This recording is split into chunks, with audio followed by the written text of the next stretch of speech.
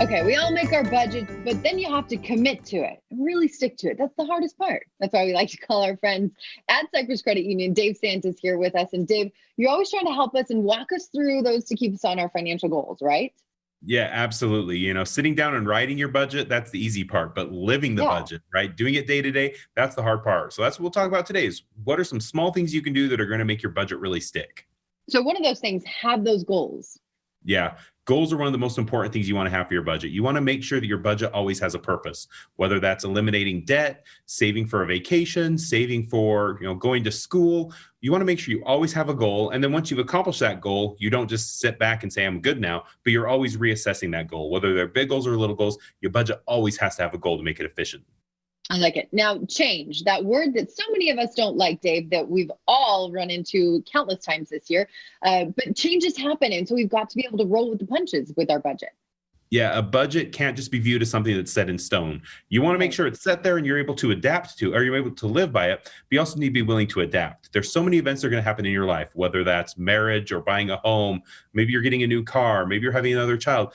Anytime you have a big life event happen, that's going to affect your budget. So you want to make sure you're viewing it as this living document and you're scheduling time to sit down and give yourself a little budget checkup. See what has changed in my life and how do I need to put more money towards that? And how does my budget going to change with me?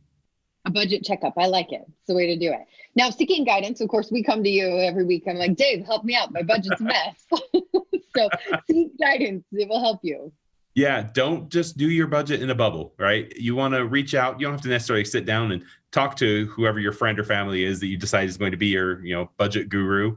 You have to tell them the exact dollar amounts, but it's always helpful to get somebody else involved who might be have a little more experience than you. So maybe you have a parent who's had a good budget, or you have a friend who's doing a good job. Don't be afraid to reach out to them. Don't forget to sit down and don't hesitate to sit down with them and say, I'm struggling with this part of my budget. What do you do to make it successful? Yeah. My dad and my brother like to be in charge of my budget, whether I like it or not. So, Dave, last but certainly not least, keep it simple.